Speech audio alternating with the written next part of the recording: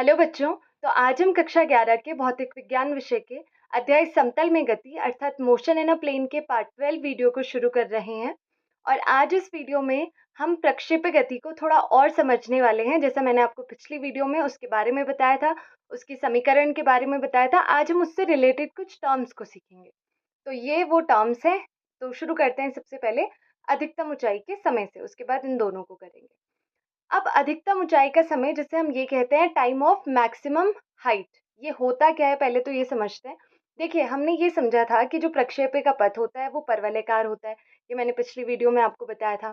तो देखिए, इस जैसे इसका नाम है अधिकतम ऊंचाई का समय, यानी कि यहाँ से प्रक्षेप्य प्रक्षेप्य यानी कि कोई भी वो वस्तु जिसे हम किसी एंगल के साथ क्षैतिज से किसी एंगल के साथ प्रक्षेपित करते हैं।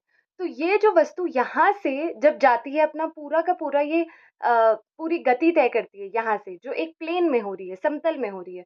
तो ये यहाँ से इसका अधिकतम ऊंचाई का पॉइंट क्या है, यहाँ पे जिस पॉइंट पर उसका जो वेग होता है वो 0 हो जाता है। ये मैंने आपको कहा था कि ये जो v होता है, वी वाई वेग का जो ऊर्ध्वाधर घटक होता है वो 0 हो जाता है। मैंने आपको ये भी बताया था ये क्यों होता है, क्योंकि थीटा इज इक्वल्स टू यहाँ पे 0 हो जाता है।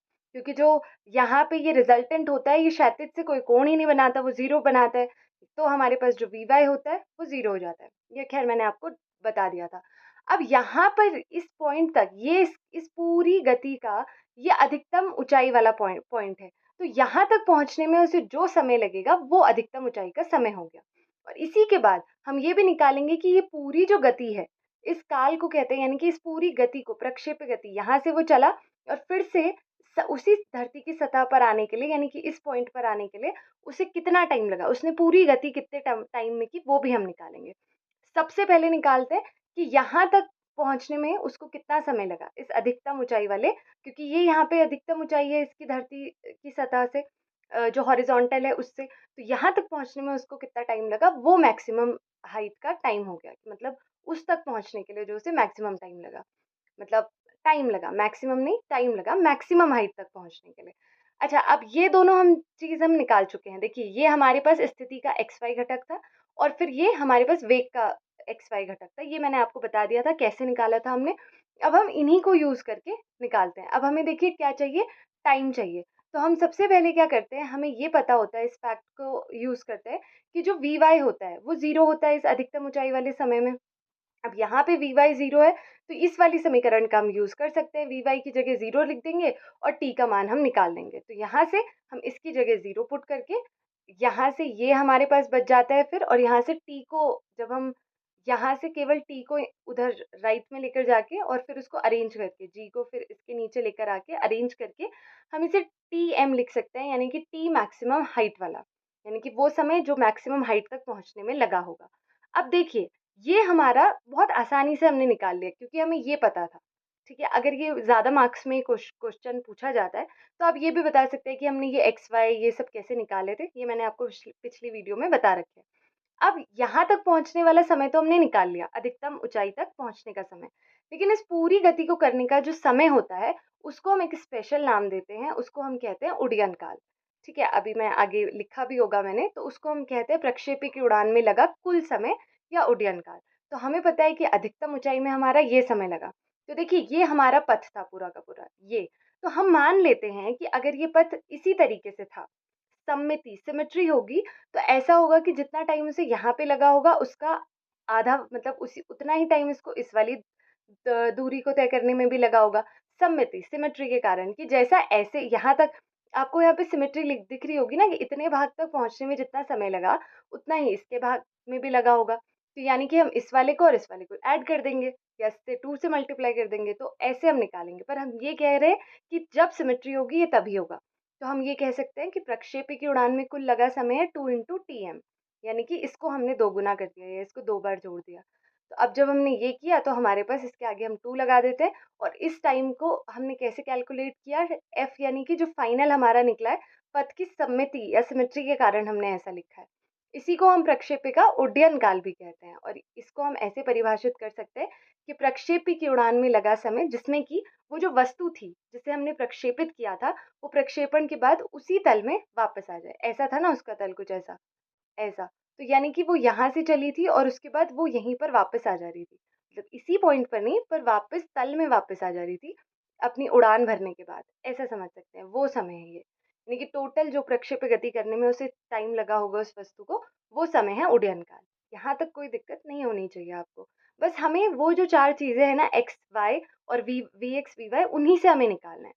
अब निकालते हैं हम प्रक्षेपी की अधिकतम ऊंचाई, मैक्सिमम हाइट, यानी कि ये हमने निकाला कि टाइम कितना लगा इसे इस मैक्सिमम हाइट तक जाने में, यानी कि यहाँ तक पहुँचने में, यहाँ से हमने ये थीटा 0 से विस्थापित किया था, यहाँ तक पहुँचने में इसे टाइम कितना लगा। अब ये जो ऊंचाई है सतह से, इसकी ये जो ऊंचाई है इस पॉइंट तक, वो हम निकालना चाह रहे हैं। वो हम कैसे निकालेंगे? अब देखिए हमारे पास टीएम है, तो हम क्या करते हैं, हमें क्योंकि ऊंचाई चाहिए और वो भी हमें एक्स तो का काम तो होगा नहीं वहाँ पे, क्यों? क्योंकि ये तो क्षैतिज घटक है हमारा स्थिति का।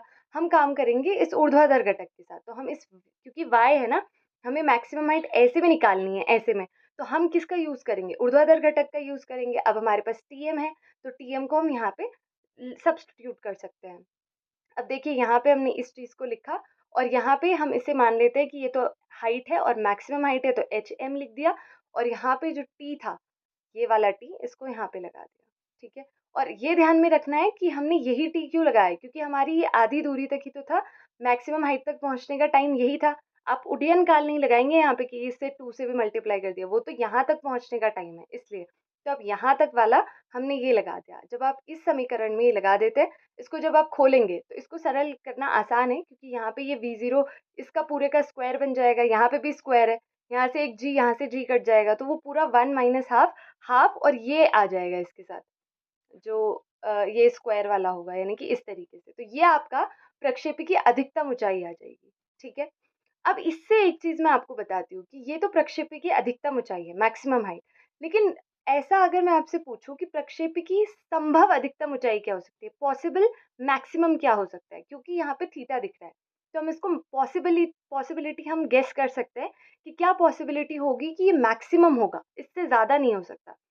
ये हम तब कह रहे हैं, जैसे v0 की कुछ भी वैल्यू आप ले लें, g की तो खैर को जो भी वैल्यू लेंगे आप 9.8 लेंगे या 10 लेंगे, लेकिन v0 को अगर आप स्थिर रखें, क्योंकि v0 को तो आप बढ़ाते रहेंगे तो आपका एचएम बढ़ता रहेगा, लेकिन अगर आप इसको स्थिर रखेंगे और आप साइन थीटा के अकॉर्डिंग कहना चाहेंगे, तो साइन थीटा मैक्सिमम कब होता है, तो हम निकालना चाह रहे हैं कि नियत अगर ये v0 हो, अधिकतम संभव ऊंचाई अगर हम निकालना चाह रहे हो, तो साइन थीटा 0, यानी साइन थीटा की मैक्सिमम वैल्यू क्या होती है, 1, और वो कितने पे आती है, 90 डिग्री पे, यानी कि थीटा का मान 90 होने पर ये हमारे पास मैक्सिमम हो जाएगा। और कितना हो जाएगा, जब साइन थीटा 1 होता है तो हमारे पास थीटा 90 होता है, तब ऐसा होता है। तो ये जो समीकरण होगी ये बन जाएगी v0 square upon 2g।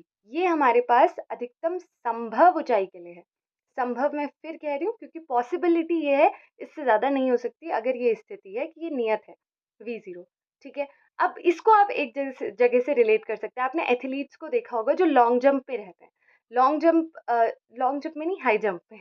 Long jump पे तो आपको लंबा कूदना पड़ता है, वो उसका भी मैं एग्जांपल आपको बताऊंगी। जो हाई जंप पे रहते हैं, हाई जंप में किस चीज़ की ज़रूरत होती है, आपको मैक्सिमम हाइट अटेन करनी पड़ती है, मैक्सिमम हाइट को प्राप्त करना पड़ता है, क्योंकि आप ऐसे जाने वाले हैं, यानी कि ऐसे। लॉन्ग जंप पे तो ऐसे जाते हैं ना, आपको अधिकतम दूरी तय करनी होती है, लेकिन आपको ऊंचाई जिसमें अधिकतम करनी पड़ती है वो हाई जंप होती है। इसीलिए हाई जंप का जो खिलाड़ी होता है वो ज़्यादा से ज़्यादा ऊंचाई को तय करना चाहते हैं, क्योंकि उसको एक पर्टिकुलर लिमिट से आगे कूद मतलब जाना होता है। एक पतली सी डंडी होती है, उससे आगे जाना होता है, फिर उसको बढ़ाते जाते हैं कि आप कितना कूद सकते हैं। तो इसीलिए जो हाई जंप का खिलाड़ी होता है वो अपने शरीर को ऊर्ध्व दिशा में उछालने का प्रयास करता है, ताकि वो 90 डिग्री वाली स्थिति को प्राप्त कर सके, अटेन कर सके, ठीक है। अभी मैं आपको लॉन्ग जंप वाला भी बताऊंगी, कंफ्यूज नहीं होना। लॉन्ग जंप में क्योंकि दूरी तय करनी होती है ना। अब प्रक्षेपी का क्षैतिज परास, यहाँ पे लॉन्ग जंप वाला एग्जाम्पल आपको मिलेगा। हॉरिजॉन्टल रेंज ऑफ प्रोजेक्टाइल, अब ये क्या होती है, ये ऐसी होती है कि जैसे अभी हमारे पास प्रक्षेपी का पथ था ऐसा, ठीक है, तो अब यहाँ से प्रक्षेपी चला था, वो यहाँ पे आया, तो इस पूरी गति में उसकी जो क्षैतिज दूरी थी जो उसने तय की, ये जो क्षैतिज दूरी होती है इसको कहते हैं हम ये क्षैतिज परास, प्रक्षेपी का क्षैतिज परास, ठीक है। तो अब यहाँ से हमें एक चीज समझ आई, क्योंकि मैंने आपको ये कहा कि यहाँ से ऐसा, तो यानी कि यहाँ से वो यहीं पर आ जा रहा है वापस तल पे, तो इसका मतलब है यहाँ पे तो x is equals to y is equals to दोनों जीरो है, लेकिन यहाँ वाले पॉइंट पे भी y जीरो हो गया, लेकिन x की तो कुछ वैल्यू आ गई, तो वो जो x की वैल्यू है ना, वो क्षैतिज दूरी है, ठीक है। अब हम उसको निकालेंगे कि वो क्षैतिज दूरी कितनी आ रही है, ठीक है। अब देखिए हमारे पास ये दोनों तो हैं, अब आप किसका यूज़ करेंगे? एक्स वाले का यूज़ करेंगे। देखिए हम इसको कैसे निकालेंगे? हम यहाँ पे निकालेंगे इसको क्षैतिज वेग वाले से। क्षैतिज वेग क्या होता है या वेग क्या होता है? वेग बराबर होता है अगर मैं नॉर्मली कह लूँ चाल बटे वेग बराबर होता है विस्थापन बटे समय, या चाल बराबर होता है दूरी बटे समय। तो मैंने आपको कहा था कि वेग में क्योंकि आपके पास विस्थापन होता है तो परिमाण तो दूरी और इसका सेम होता है, तो आप लिख सकते हैं दूरी बटे समय भी। तो दूरी बटे उड्डयन काल जो पूरा का पूरा टोटल टाइम है, यानी कि इस पूरी गति में जो टोटल टाइम लगा है, क्योंकि ये क्षैतिज दूरी तो पूरी गति में ही तय की गई है और पूरी गति में जो टाइम लगा है वो उड्डयन काल होगा, इसीलिए हमने इसका यूज किया। अब वैसे कोई ऐसे भी समझ सकता था, अगर वो इस वाले फॉर्मूले को भी लगाता ना, ये भी सेम बैठता। ये मैं अभी आपको बताती हूँ कैसे। अब देखिए क्षैतिज वेग क्या है? क्षैतिज वेग हमें पता है कि v0 cos थीटा होता है, तो हमने उसकी जगह लिख दिया ये। और थीटा 0 वेग से मतलब कोण से हमने फेंका था, उस फेंका यानी कि उछाला, मतलब जो भी हमने गति करवाई थी उस वस्तु को वो। तो यहाँ पे क्षैतिज वेग की जगह तो ये आ जाएगा, और उड्डयन काल जो अभी हमने पिछली स्लाइड्स में निकाला वो आ जाएगा, जैसे हमने टीएफ कहा। तो अब हम इसका मान भी लिख सकते हैं यहाँ पे टीएफ का। अब देखिए अगर आप ये यूज करते, यही वाला पूरा का पूरा फॉर्मूला यूज कर सकते थे, बस टी की जगह आपको लिखना था कि पूरा उड्डयन काल में जितना टाइम लगा, तो वो आप यहाँ पे लिख सकते थे इस वाले फॉर्मूले में। थोड़ा मैं अच्छे से बताती हूँ आपको, जैसे इसको ही आप लगाते तो ये हो जाती पूरी क्षैतिज दूरी। ये क्योंकि यही तो है ना किसी एक पर्टिकुलर टाइम पे जो क्षैतिज विस्थापन है या फिर क्षैतिज दूरी जितनी तय की वस्तु ने, इस प्रक्षेपित वस्तु ने। तो हमने क्या किया, इसी एक्स को अगर मैं मान लेती कि ये पूरी क्षैतिज परास थी, यानी कि वो आर थी, रेंज थी वो पूरी की पूरी, और क्षैतिज वेग की जगह देखिए यही तो है v0 cos थीटा 0 ये, और टी हम लिख देते टी एफ। क्यों? क्योंकि पूरे काल में उसने जो समय लगा उसे उस पूरी गति में वो उड्डयन काल ही था। तो हम इसको भी यूज कर सकते थे और हम इसको भी यूज कर सकते हैं, तो वो आपकी मर्जी है, आपको जैसा ठीक लगे आप वैसा कर सकते हैं। अब इसको थोड़ा अच्छे से हल करते हैं। तो ये इसको अच्छे से हल करने के बाद हमारे पास ये cos थीटा 0 sin थीटा 0 हम लिख सकते हैं sin 2 थीटा 0। क्यों? ये देखिए 2, आपने पढ़ा होगा ये कि 2 sin थीटा अपॉन और cos थीटा, अपॉन नहीं, 2 sin थीटा cos थीटा क्या होता है? sin 2 theta. तो वो यहाँ पे थीटा 0 है तो हमने वो लिख दिया उसको, और फिर बाकी का चीज़ तो ऐसे ही आ गई। ठीक है? इसको आपको कॉपी में करके देखना है साथ में मेरे साथ साथ, तभी आपको अच्छे से समझ आएगा। अब क्षैतिज परास से, अब यहाँ पे भी क्योंकि थीटा है, अगर मैं इसको नियत मान लूं तो अधिकतम संभव परास क्या होगी? परास समझ गए ना, क्षैतिज दूरी उस पूरी प्रक्षेप्य की गति में जितनी वस्तु ने की, उस पूरा अ, वस्तु को उस पूरी गति में जो टाइम लगा वो था पूरा उड्डयन काल। ठीक है, अब इसकी अधिकतम संभव परास अगर ये स्थिर है, तो आपका ये जब मैक्सिमम होगा, यानी कि साइन 2 थीटा 0 तो मैक्सिमम 1 ही होगा, वही उसकी लिमिट है। तो अगर ये 1 हो गया तो तब क्या होता है, साइन तो केवल 90 पे 1 होता है, तो यानी कि ये जो 2 थीटा 0 की वैल्यू होगी ये हमारे पास 90 होगी। तो यहाँ से जब आप थीटा 0 की वैल्यू निकालेंगे तो वो क्या आ जाएगी, इसको नीचे लेकर जाएंगे वो आ जाएगी 45 डिग्री। ठीक है, तो वो मैंने, एक मिनट, ये आगे भी निकाल रखा है कि ये आ जाएगी आपके पास इतनी, तो यानी कि तब इस आर का मान कितना आ जाएगा, इतना, क्योंकि ये तो 1 हो चुका होगा। इस चीज का यूज, अब देखिए लॉन्ग जंप का खिलाड़ी क्या करता है, उसको ऐसे भाग के आता है, और जिसने नहीं देखा होगा वो भाग के आता है और एक गड्ढा होता है, उसको उससे कितना दूर कूदता है वो, एक फट्टा या फिर एक लाइन होती है, उससे कितना वो उस जंप देता है, उस फट्टे से नापा जाता है कि कितना दूर वो कूदता है। तो वो दूर ही देख रहे हैं, यानी कि ऐसे देख रहे हैं कि कितना दूर वो तय किया, यानी कि ऐसे देख रहे हैं, यानी कि आपने कितनी दूरी तय की वो देख रहे हैं। ऐसा नहीं कि ये तल है और यहाँ से हाइट देख रहे हैं कि कितना आपने किया, ये तो हाई जंप में हुआ।